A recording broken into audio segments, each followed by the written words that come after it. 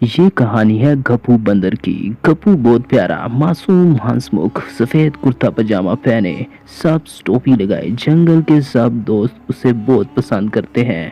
رانی خرگوش، دودو ہرن، پنکی طوطی سب مل کر کھیل رہے ہیں، ہنس رہے ہیں، خوشی خوشی دوڑ رہے ہیں۔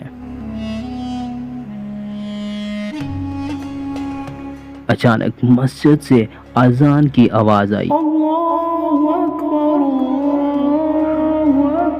سب دوست رکے، دل تھم سا گیا۔ گپو نے بھی سنا مگر وہ بولا، ابھی کھیل رہا ہوں، بعد میں نماز پڑھوں گا۔ گپو کھیلتے کھیلتے پھسل گیا اور جھیل میں گر گیا، پانی میں ڈوبا، ڈر گیا، چیخا، دوست دوڑے اسے بچایا۔ گپو کا دل کانپ رہا تھا۔ رانی نے کہا، گپو نماز پہلے ہوتی ہے۔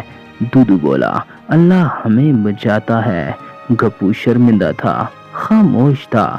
اس نے دل میں سوچا، میں نے غلطی کی۔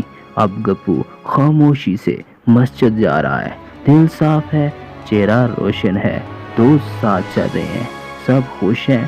گپو کے لبوں پر بس ایک وعدہ ہے، اب کبھی نماز نہیں چھوڑوں گا۔